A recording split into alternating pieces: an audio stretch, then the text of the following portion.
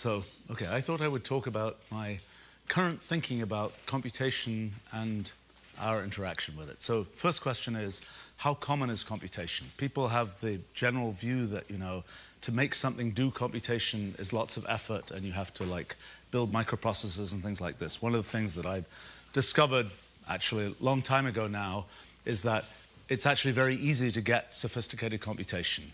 Almost, I studied cellular automata, you can study Turing machines, other kinds of things. As soon as you have a system whose behavior is not obviously simple, you end up getting something which is as sophisticated computationally as it can be. This is something which is not an obvious fact, I think. I call it the principle of computational equivalence. And it's something that is, at some level, it's a thing for which one can get progressive evidence. You just start looking at very simple systems, whether they're cellular automata, Turing machines, lots of other kinds of things, and you say, does this system actually do sophisticated computation or not?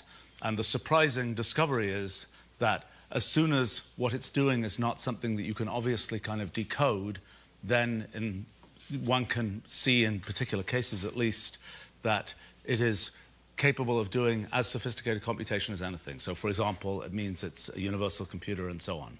So the thing that implies is that sort of sophisticated computation is all around us. It's not something that we humans have very, sophisticatedly produced in our technology. It's something that happens in nature, something that happens in simple mathematical systems, and so on.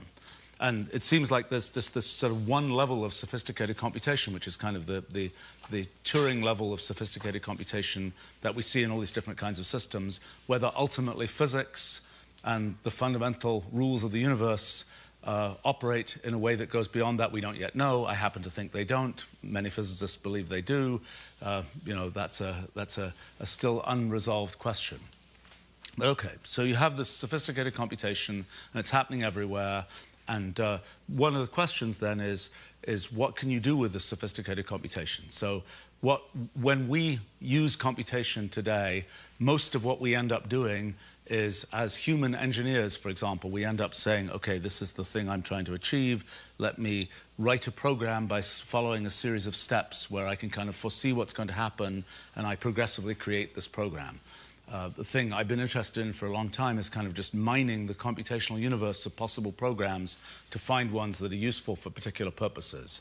And it's quite a humbling thing as a human, because you find these things out in the computational universe that you can tell do very sophisticated things, but as a human, it's really hard to understand what it does. And you're stuck looking at it and saying, that's really clever, but it's just this little simple rule that one found by searching a wide space of these things. So, I mean, my view of sort of computation occurs all over the place, occurs in lots of systems in nature. The question then is, we've got this sort of amazing source of sophisticated processes.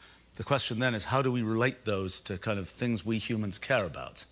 And so I think the challenge, and you see it in kind of searching the computational universe for useful programs, is you've got to define what you want, and then you can go and get that thing done by some appropriate program out from this computational universe. So the thing I've been interested in for a long time is, given this sort of supply, this sort of ocean of computational capability out there, how do we connect what's possible with that ocean of computational capability with what us humans want to do? And so that's led me to spend, now about 3.5 decades trying to create kind of computational languages that can express the things that we humans want to do, and can kind of have those be interpreted using the things that are possible in this kind of computational universe. So I kind of view it's not so difficult to achieve. It's easy to achieve sophisticated computation. The challenge is to craft the computation to pick the computation that turns out to be useful for some human purpose. So then the question is, well, what's going to be useful for some human purpose? Well, it depends on what we want to do. People wonder, what is AI going to automate in the world? Well, one of the things that sort of almost by definition is not automatable is the answer to what do we want to do. The doing of things may be automatable. The deciding of what we want to do is something that almost by definition is something that depends on, who's deciding that, and it depends on, the human having come out of sort of some long history of civilization or whatever to do that. But so a thing that I've been interested in is kind of how do we define the set of things that we want to do? How do we think about the kinds of abstractions that it's worthwhile to define? In human language, for example, we end up coming up with particular kinds of abstractions that are based on the things that are common in our world. And as a somewhat circular kind of thing, because the abstractions that we come up with then define what we choose to build in our world, which then allow us to go on and create more levels of abstraction. And this phenomenon of kind of, you take a set of things you want to do, you build abstractions from them, you then go to more levels beyond that is something that plays out in the design of computational languages. I've watched that play out a bunch of times. But so one question is kind of how do we think about this kind of the progressive levels of abstraction that we use to talk about things. So, for example, one application of that question is, for education. You're asking the question, how much stuff is there to know in the world? It could be the case that as we accumulate more knowledge, there's just always more and more to know, and it's, gosh, the humans become incapable of learning it. But actually, that's not what happens, because after a while, all the details of something get abstracted away, and all we have to talk about is some abstraction, and then we build from that. So it's a question of sort of what does this frontier abstraction look like?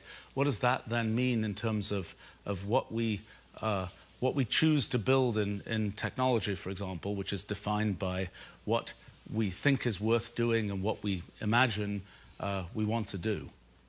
There's sort of this interesting moment that we're at with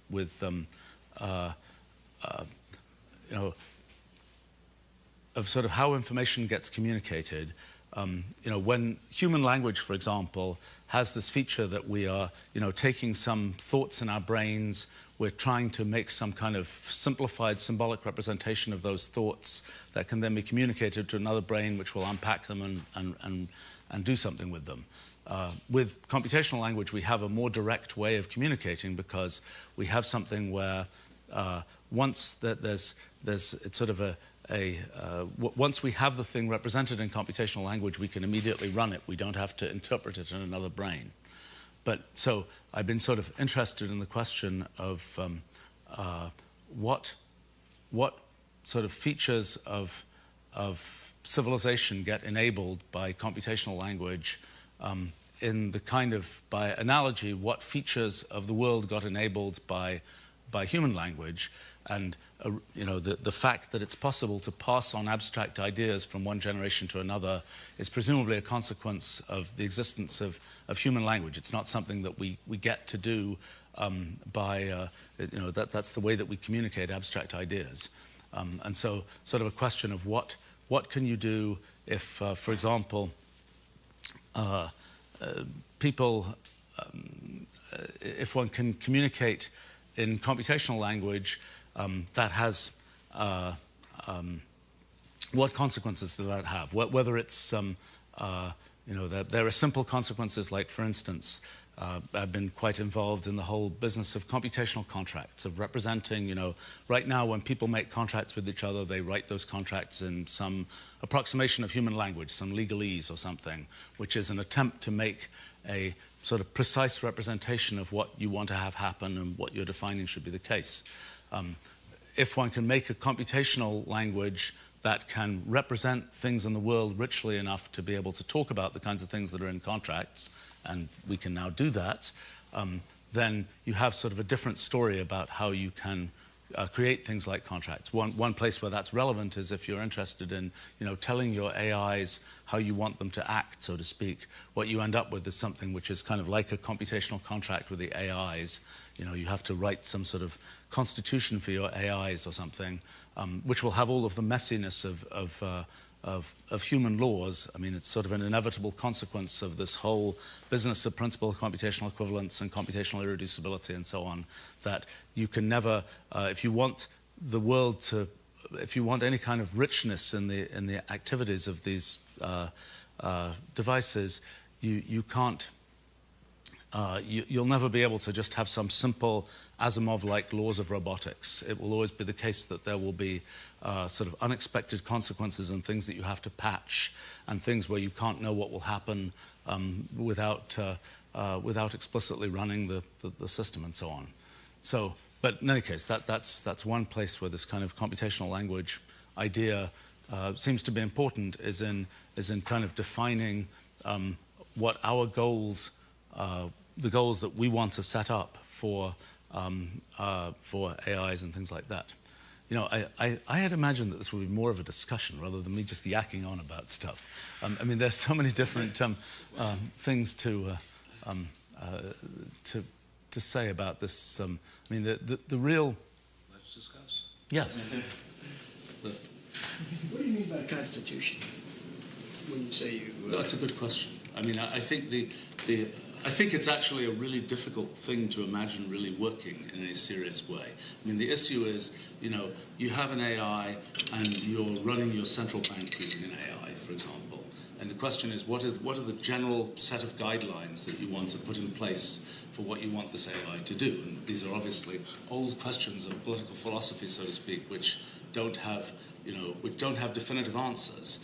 It sort of depends on what the humans, for the time being, it depends on what the humans want. There's no, I was curious in Ian's discussion about sort of the more perfect ethics, so to speak, of his constructed consciousness. Where do those perfect ethics come from? Because there isn't. It's unlike, whereas we might be able to say, we can find an optimal solution to this mathematical problem. There is, I think, no meaningful sense in which there is an ultimate ethics, so to speak. It's not it's not a thing in the same way that there's no sense in which there's an ultimate goal. I mean, in other words, we can say, given that you want something to do this or that thing, there's an optimal way to achieve it. If we say, well, what do we want it to achieve? It's not the case that sort of so one thing I've been curious about is if we look at sort of the evolution of human purposes over the course of history, there's a question of sort of how that's worked and what the end point of the evolution of human purposes might be, both in terms of what the stages of and it relates to this question about progressive abstraction, because the kinds of purposes that we now define for ourselves are completely bizarre from the point of view of what they might have been 1,000 years ago. Well, why do you use the term endpoint? I would think there isn't necessarily. No, I don't think there's an endpoint. I think it's an endless frontier. I mean, I think it's the same question. So there are many related kinds of questions. Like, for example, let's say you're doing mathematics. There's a question: is there an end to mathematics? Well, no, not really. You can keep adding more theorems and so on. The question is there an end to interest in mathematics? In other words, is there a point at which all the interesting theorems, the ones that we humans might care about, have been found, and everything else is just stuff that for whatever reason we humans don't care about? And so I think that again relates to this question about abstraction. Is it so my current view of that is that if you look at the history of mathematics, it's in part there's a considerable degree of arbitrariness to what's happened, but one thing that isn't arbitrary is that there's one piece of abstraction that gets built, and then that's a stepping stone that allows you to get to another piece of abstraction and so on. But there's really a non-trivial question of whether it's like, have all the interesting inventions already been made, or are there going to be other interesting inventions to be made in the future? And that this question of what counts as interesting, what do we care about, again, is a complicated circular thing, because the things we build, the fact that we have, let's say, social networks, okay, something that one might not have imagined would exist. Now they exist, and there's all kinds of sort of things built on top of social networks that are another layer of abstraction and so on. No, but it's not completely circular. For example, evolution gives us a reason for wanting good health. For what? Wanting good health. Okay. Well, so you're saying so the kind of existential purpose of you know, if you don't exist, you don't get to have a purpose. That's clearly, you know, that is the one thing that is certainly there. But in terms of, no, I mean, you know, in the course of history, you know, certainly people have had times where they say the most important thing is to die well, for example, which is not, you know, doesn't happen to be the, you know, the typical modern point of view. But so, you know, I think it's not, but you asked what do I mean by, I mean, I think the question is, you know, you're building a self-driving car, you want to tell it roughly how to think about the world, right? What do you do? So people have these sort of naive ideas that there's going to be a sort of mathematical theorem-like solution to that, like laws of robotics or something. It's just not going to work. It can't work. I think one thing that's really interesting that's happened partly as a result of AI is that there's actually people proving that you can't get systems. You know, this is not something high and existential about what are the things that we want. That if we want relative equality in judging, making decisions about how you grant mortgages, for example, that it's literally computationally not possible to have all the things that we think are important about fairness, for example, being implemented by the same system. That there's just inevitable trade-offs between one kind of fairness that we all have very strong intuitions is important and another kind of fairness that we all have really strong intuitions are important. And there's really lovely formal work showing it's not just that we don't know what it is that we want. Even if we know really clearly and we have really strong intuitions that this is what we want, you can't get a single system that's going to optimize for all of that. And in a way, it's like a formal, I was going to mention that in terms of Ian's talk as well, proof of the Isaiah Berlin picture of a kind of moral pluralism, not just a moral pluralism, but a kind of tragic moral pluralism where it's impossible to actually optimize all the things that you genuinely think are morally significant. You know, one of the things that I find a lot of fun about the current time is that, you know, in the beginning it's philosophy, in the end it's code. That is, you know, at some point these things that start off as philosophical discussions end up, somebody has to write a piece of code, basically. That represent what's that? Not necessarily. Just let it go. We'll let it do what it does. Yeah, well, a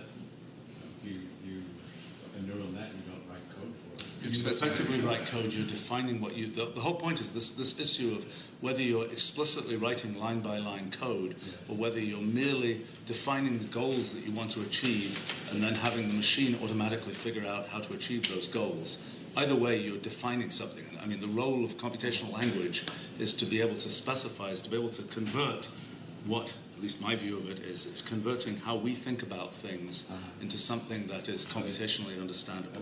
That's a very broad use of the word code. I mean, it's like saying you code a baby. By code I mean you put in concrete form. There is a definite symbolic representation of what you want. And it's not some sort of vague discussion about, you know, argumentation between philosophers. It's actually, there's this piece of code, and... No, but it doesn't have to be that way. If you have a sophisticated artificial intelligence, you could just talk to it. But the other reflection of what Allison... As you do with a baby or a child. Right? But going back to what Allison was saying, I mean, isn't our conception, our intuitive conception of ethics, how you get there? So telling a neural net vaguely, go in this direction, may not at all address the moral pluralisms of how it gets there. So, you know, lower population, right? This would be a general direction, like the Earth will be better if you lower human population. I mean, how it gets there is the entire ethical question. Right, but that's why one talks about, you know, needing constitutions and things, because you're trying to define what happens at every step. That's right. You have to be very careful about coding. Well, I think this is actually, I think, made the point that even being careful about it is not sufficient. Yeah, that's right. And what you have to recognize, in fact, is that this whole notion of things acting according to the goal that we want them to is a kind of oversimplification, is a way that we model other people, is a way that we model ourselves. And in fact, it's not actually a very good model. And it's sort of built into the whole cybernetic perspective on things. But the truth of the matter is people don't really want a set of consistent things. And so, by definition, there's no way to, you know, get a machine to do it. There's a very striking thing in Aristotle where he sort of, for a very slight moment, considers the possibility of making intelligent machines. Where he says, the problem with tools is that they don't actually know what they're trying to accomplish. And one could imagine in principle that you could have a loom that knew what pattern it was trying to weave, or a plow that knew, where the field was. He says, but as far as we know, those don't exist. And so there'll always be slaves. And then he sort of goes off and writes a book on slavery. But he at least sort of considers it, and he realizes the essential thing that you have to have is a goal. And Right. I mean, so one point is, what is computation without goals? So the answer is, nature is an example of computation without goals. I mean, what we see happening in the natural world, I mean, one of these sort of anti-scientific statements, the weather has a mind of its own, right? According to, a bunch of science I've done and things about this principle of computational equivalence and so on, it really is, in any reasonable sense, the case that the weather is doing just the same kinds of computations as happen in our brains. You look very skeptical, but it's. I mean, this is. And you can. Nature has extremal principles. It doesn't have goals, but it has a few. That's a model. So the issue is in any kind of thing we see happening in the world, we can explain it in terms of its mechanism, or we can explain it in terms of. I mean, you can talk about its purpose or its mechanism. So you can say, the trajectory of a ball that's thrown is a parabola because at every moment it's following the equations of motion for the ball and doing what it does. Or you can say, there's a principle of least action that says that the overall thing is this parabola. And almost anything you come up with, you'll be able to have an explanation of it in terms of its mechanism or an explanation in terms of its purpose. And which explanation you choose to say is the right explanation is a question often of sort of the economy of explanation. But it's not the case that there's a set of things where you say, this one has a purpose, this one just has a mechanism. One of the things that's interesting is that, I think the whole premise of moral philosophy is that there are these contradictions and that we don't live in the Panglossian world where fairness and equality and meritocratic adjustment because Pinker's not here, aren't compatible with one another. But often when we talk about the goals or ambitions of epistemic virtues for the sciences, we act as if they're all compatible, but it often is not the case. That is to say that robustness, precision, accuracy, understandability, portability, all these things that we might think of, or pedagogical utility, that they all should pull in the same direction, but they often don't. So there's a nice setting for that. And so, I think that one of the things that we need to do is to recognize that there's the same level of sophisticated trade-offs or decisions that we have to make in what we want from the sciences as we have in the moral sciences. So I was going to say, one of the most interesting bits at the core of machine learning are no free lunch theorems. I mean, there's free lunches here. But in machine learning, the no free lunch theorems are a very precise way to say that something that's optimal for something is bad at something else. And you can really sort of show how you can't be good at everything, and you have to choose. Just one last comment on what you said before, Neil, and you were saying, is in the late 19th century, there was a big debate about purpose and mechanism.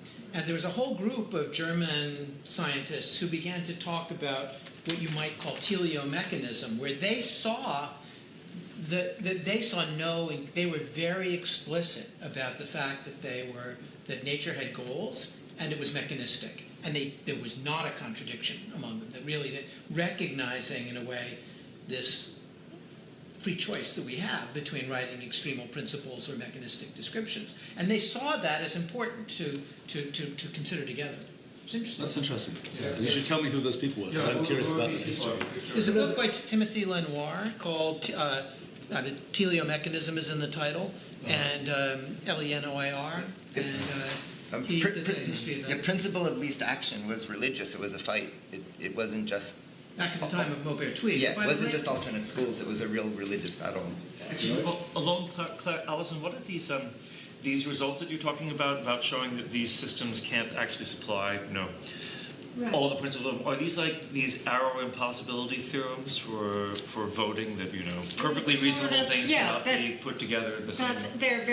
They've got a very similar structure to that. So Cynthia Dwork is one of the people who's done a lot of work on this, particularly along the lines of thinking about inequalities, where you want and fairness. So. Do you want fairness between groups? Do you want fairness among individuals? And they're exactly like the kind of arrow. They have the same kind of structure as the arrow theorems, where you literally, in principle, can't maximize all of those ends at the same time. And I do think that, to echo what Neil was saying, I think that's a general principle.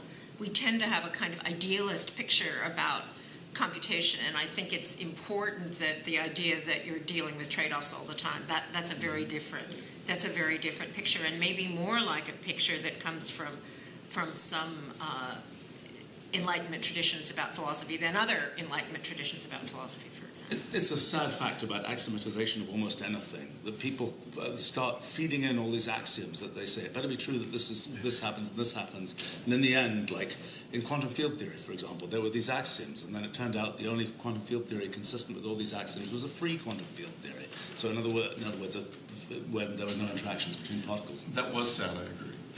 That was sad. Sad. I was part of It's a very common thing that happens. So it's not the case. Which axioms?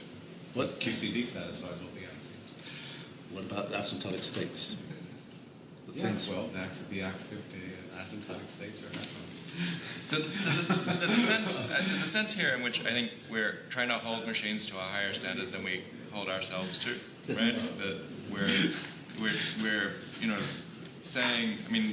I think this distinction between purpose and mechanism is interesting because I think we like to think that other people have purposes, but in fact other people mostly have mechanisms, right? And so I think that's part of our intuition about sort of moral psychology that's leading us into problems here, is that thinking that there is a system that we should be able to formalize, right? And that we should all be behaving in accord with, when in fact none of us do so, right?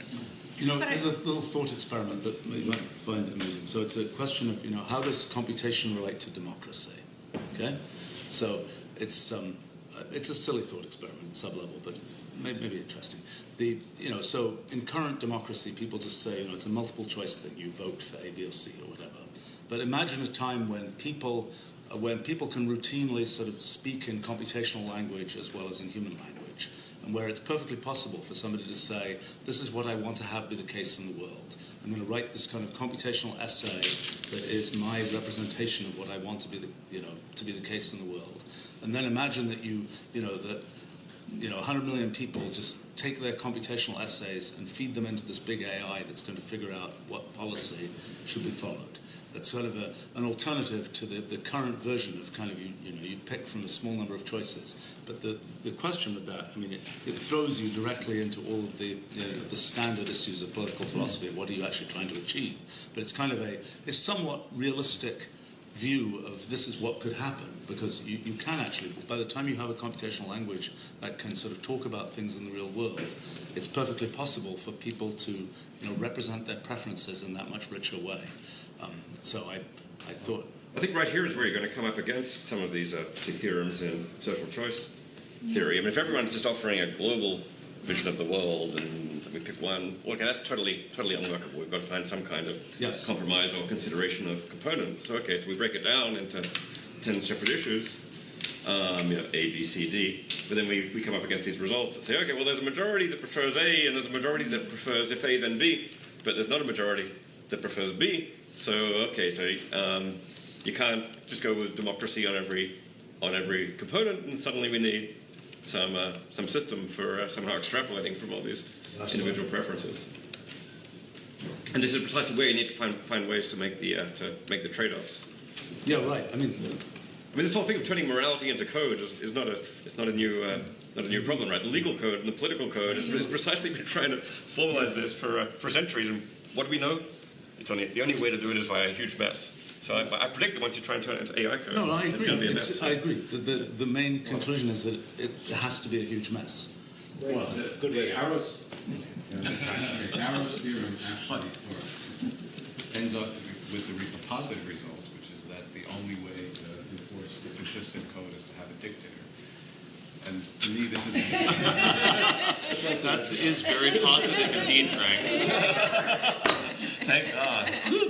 Dodged a bullet there. The point is that you shouldn't always try to be too rational. Chomsky had this concept I find quite beautiful of crackpot rationalism. When rationalism is taking you into things that obviously are bad, you should just back off and let the world do its thing. And in fact, Thank you.